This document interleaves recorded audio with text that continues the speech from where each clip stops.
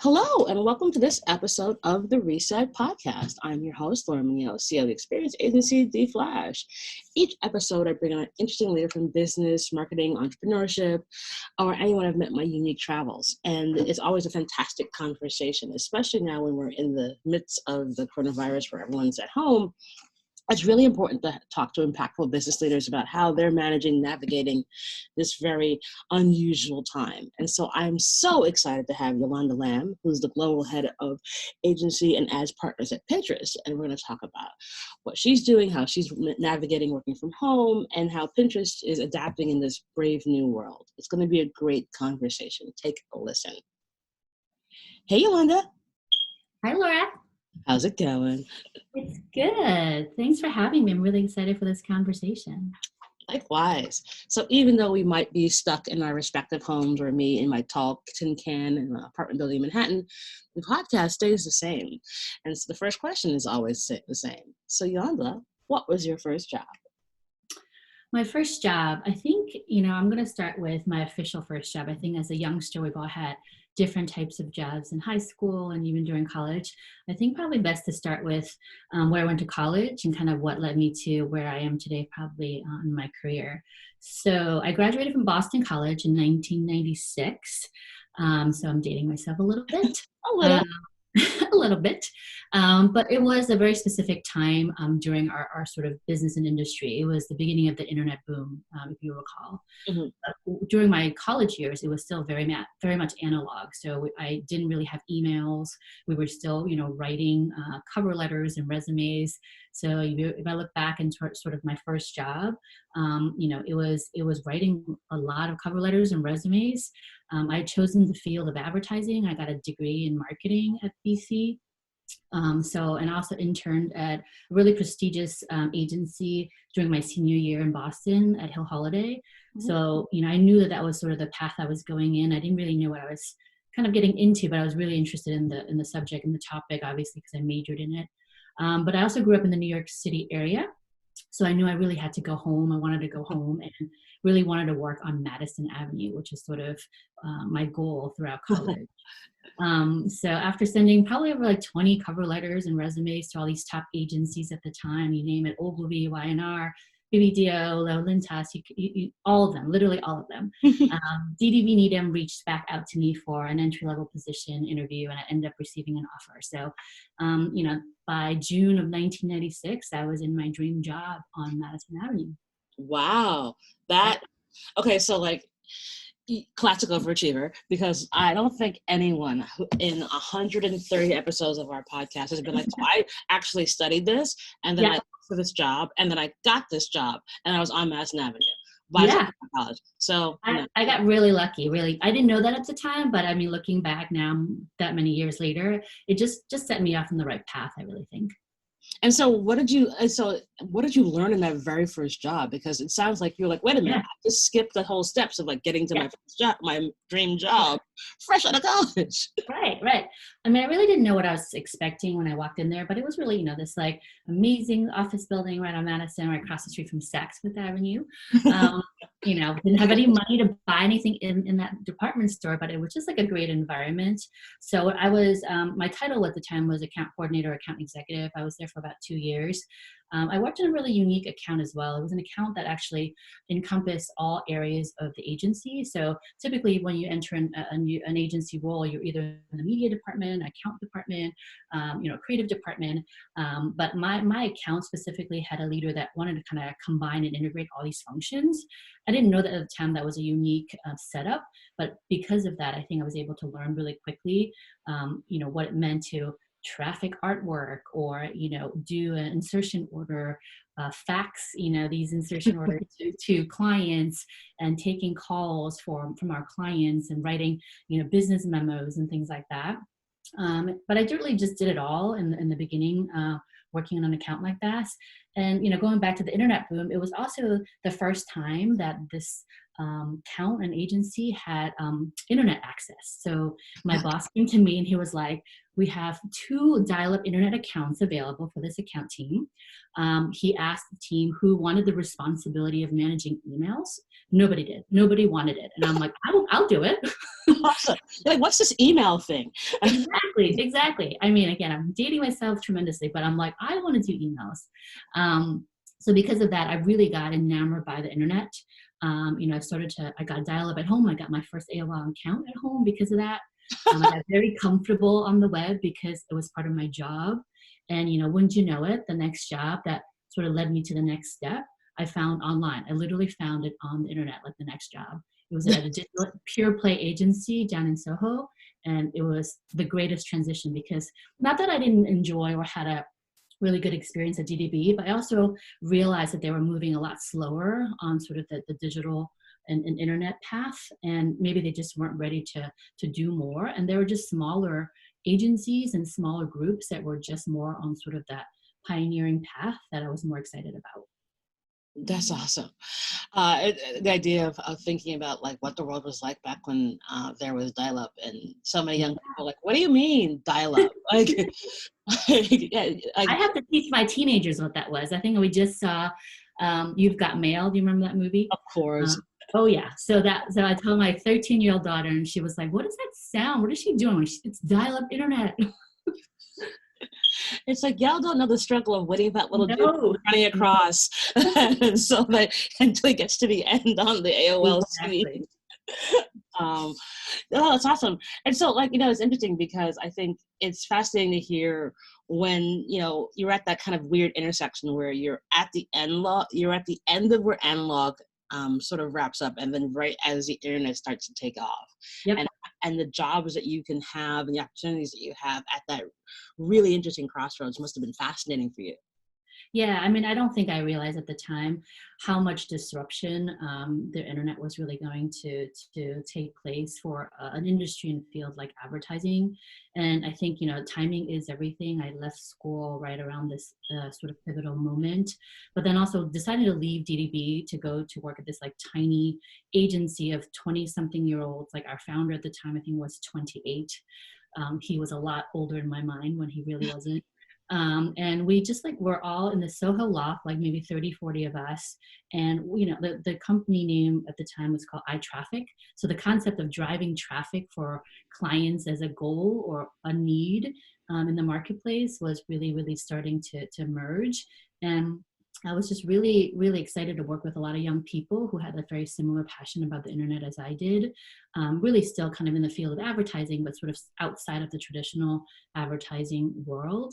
And I met really some of the smartest and most sort of hardworking people. We were probably at this loft till 10 p.m. every night, but we didn't really feel it. We felt like it was something that we loved doing and enjoyed each other's company. And there were a lot of great people that came out of that agency that did great things, whether starting their own agency or ended up, kind of continuing on a path like myself. So we're still really tight in the group folks. So it was really an interesting time. And I think I learned probably the most at that second job, and kind of carried me through like future decisions of where I ended up going. Awesome. And I think it's awesome that it sort of explains how, at that time, it's like if you were young and you were hungry and you're ready to just kind of dive in, that's where the success came from. And that's where all the skills came from that would help translate all the way through your career. Right. So right after going through that really incredible time of the end of the 90s and the beginning of the aughts, how did you get to Pinterest? What is that story like? I mean, getting to Pinterest was probably a few more steps before I got here. I mean, I ended up collectively spending about 17 years on the agency side. We can get to this part later, but I did have a short stint at Google in its early monetization years around 03, 04. That was a really unique time too, but it taught me so much. The reason why I went to Google and took a break from agencies, it wasn't by choice. It was, again, the economy. It was the .bomb years of just really agencies probably going through what they're going through right now in COVID, which is major economic changes that's outside of their control.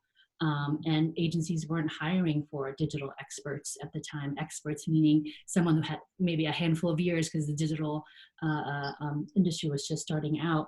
But I really didn't have a path in the traditional agency world because all of my experience were digital, and digital wasn't in demand at the time. And a little company called Google called me up. So it was one of those strange timing, strange, happenstance and luck that I did go there for 2 years and learned a lot. And I usually still think about that time, and I apply a lot of that learning into my Pinterest experience now in the past 6 years.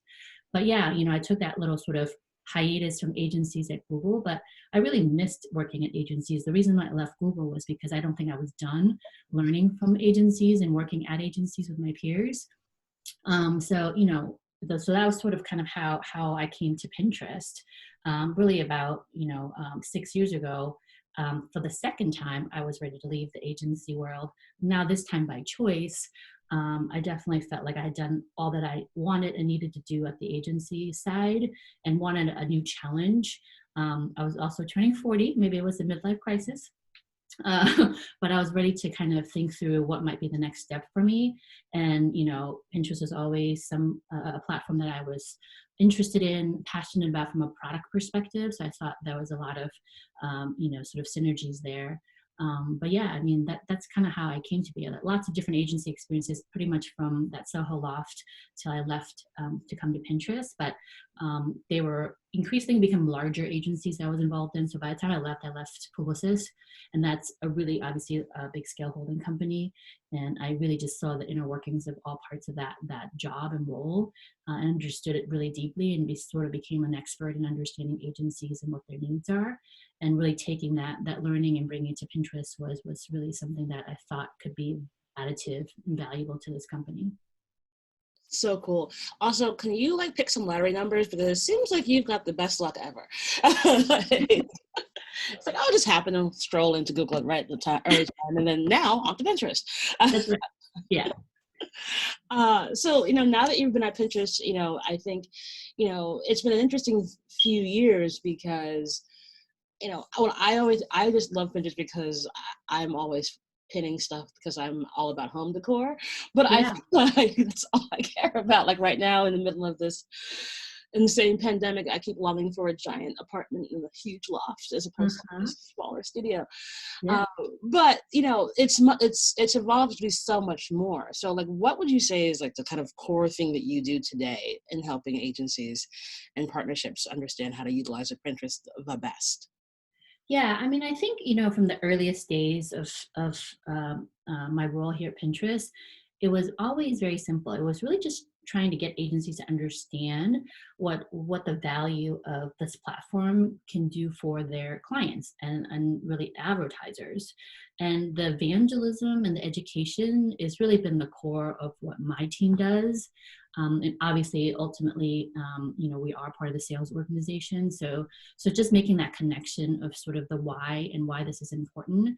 Fundamentally, as an ex-agency buyer or person, I know in consulting with clients, clients are really, really keen to understand consumer behaviors and what people are doing. And I just always have known that uniquely Pinterest, is connecting with consumers in a different way, different than our sort of peer sets in different platforms, because Pinterest is all about yourself, as you know.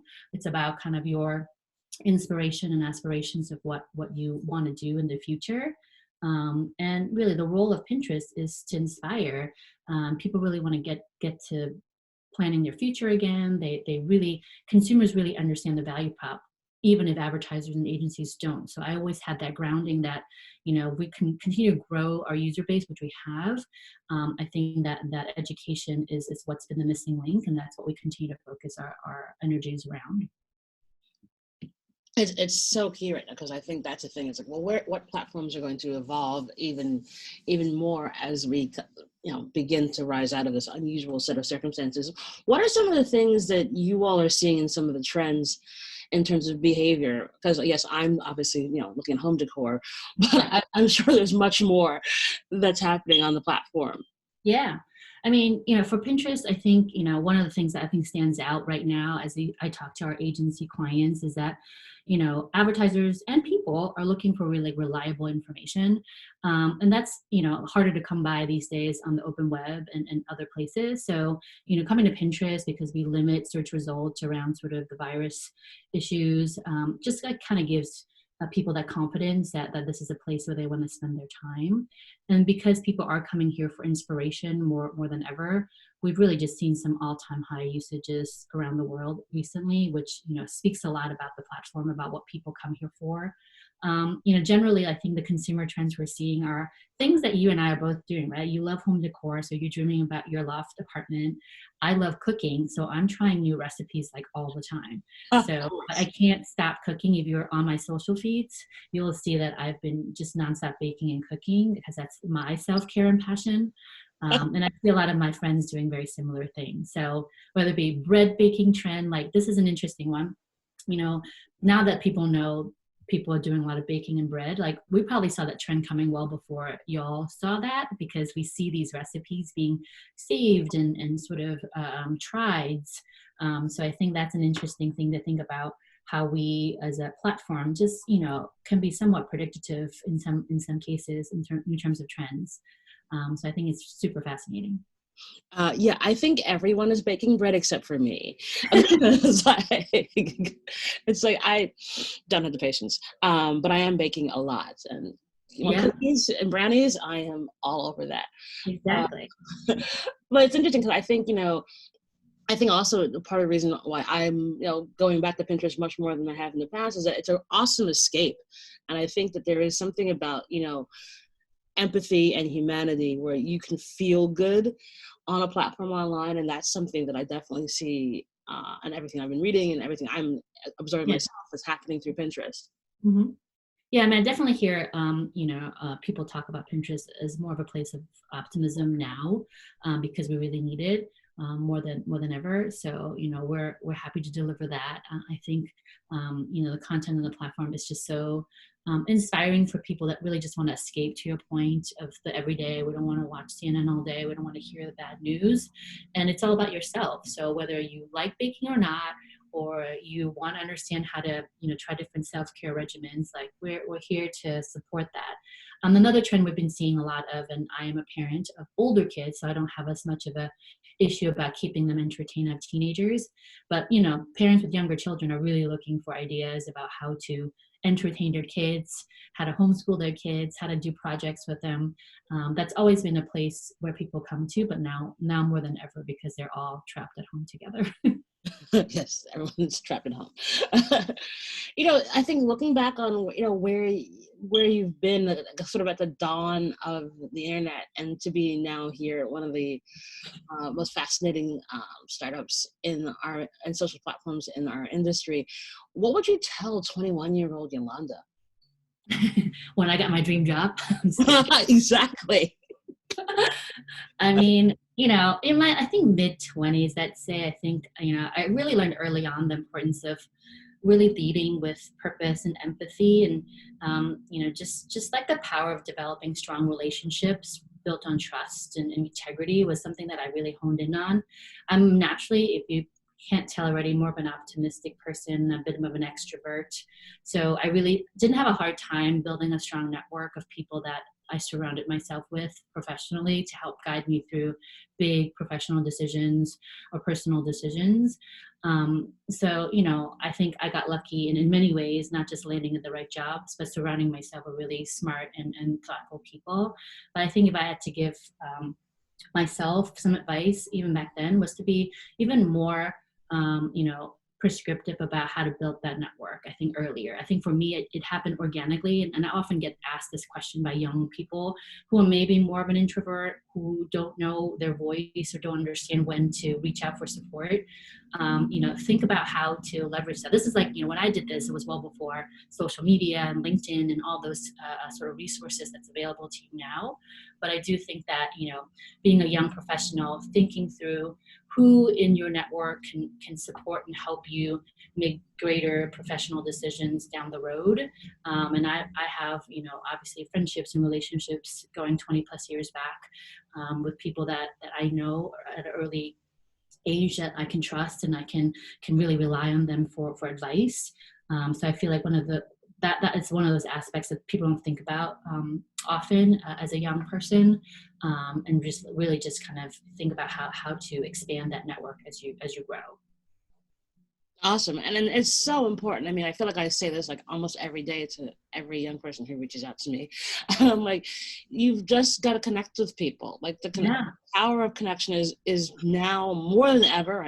It's so important because, we're all in this now uniquely flattened plane. Like, we're all home. So the likelihood you're going to get a response is a lot higher. The likelihood that response could lead to a, Zoom coffee is a lot higher, and always remember that you always have something to give. There always is something that that can be helpful to somebody else. Yeah, and building those relationships on like trust and humor and optimism. Same here. I'm a hopeless optimist. In the world, realistic but hopeless. Yeah. But things will get better, and you want to remember the people who made you laugh, made you smile, and reached out. It's really unusual times. So I think grounding in sort of the relationship piece, like some other things I tell some young people that reach out to me, mentees and so forth, like some other advice that might be good to kind of keep grounded. They're like really simple and foundational, and maybe because I'm so optimistic, I say be curious. Be curious, meaning like ask questions and just like think of a problem or a solution in different ways. Also, I really think this one's important, avoiding negativity. I think if you go through a career sort of journey and always focus on what people might think of you or don't like because of something you said or did, like I think that really can drag some folks down. And I have some experiences in the past where if I purposefully avoid some of that negativity, I think I avoided a lot of situation that I would have been not excited to be in. And then the last one probably is like be really generous. I think personally with time and with how you might want to support others that are just coming up. So whether it be joining industries and organizations that you can lend some time to advise and or mentor others.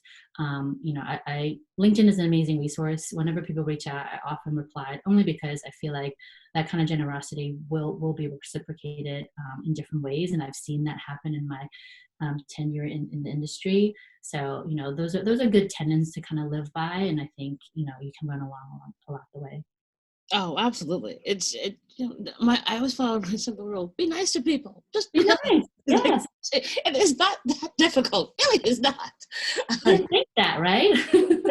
It doesn't require a heavy lift. It's like and I also sometimes think that folks assume that it has to come with this big like grandiose gesture, but it really doesn't. I mean, it can literally be like, "Hi, Yolanda, how are you?" Like literally that's how you can start this. And that it's really important now for folks to realize that, whether you're starting out or whether you're mid-career or whether you're in transition, like that through line of just being nice goes a long way.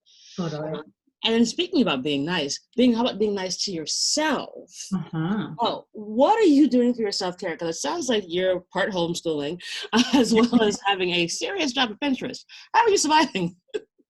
Yeah, I mean, like I told you before, cooking is my self-care. So I have to balance that obviously with working out with all the food I consume. So well before COVID or quarantine, the family decided to purchase a Peloton. So we are a Peloton family that rides, so we can kind of balance up all the cooking that we do. So that's part of self-care. Mother's Day recently, only about a week ago, I guess, I asked for a foot spa. So that was really nice, because who knows when the next time we can enter a nail salon again. Oh my God, girl. Exactly. So like little things, little things that you never would think that would be important to do for yourself. you just do it. And, you just have to kind of give time to yourself if you can. Obviously, again, I empathize greatly with parents with small children because they're pretty much a 24/7 job.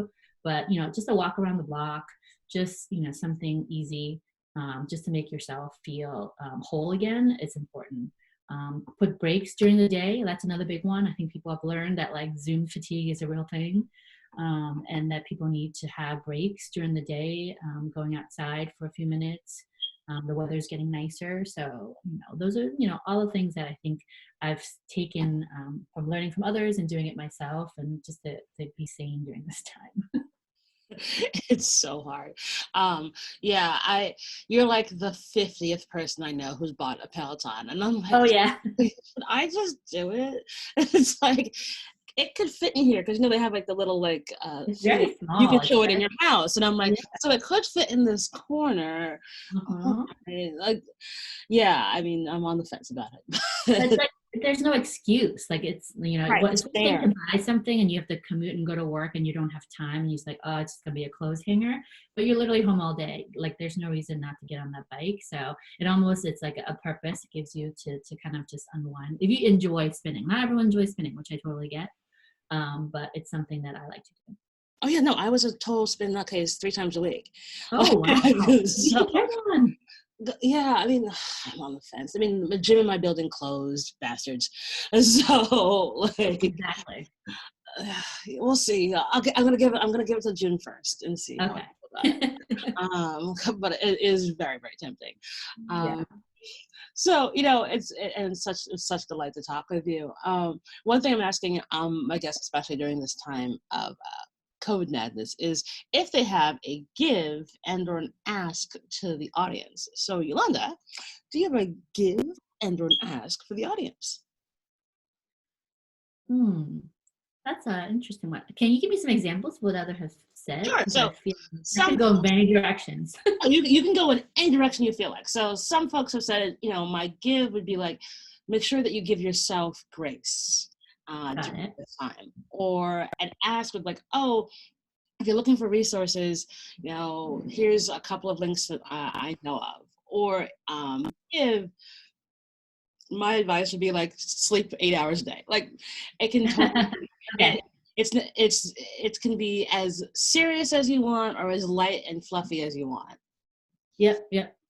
I guess I'll do a give, and it's definitely more personal in the sense that like I've had time to reflect. So I used to travel quite a bit for this role.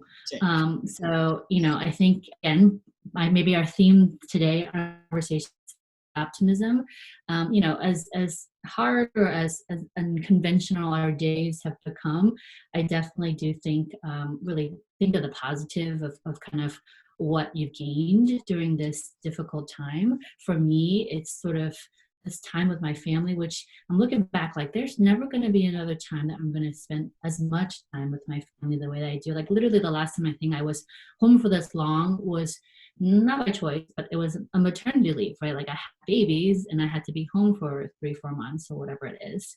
But that was never going to happen again. So this is sort of like something that now I'm really like appreciating more every single day.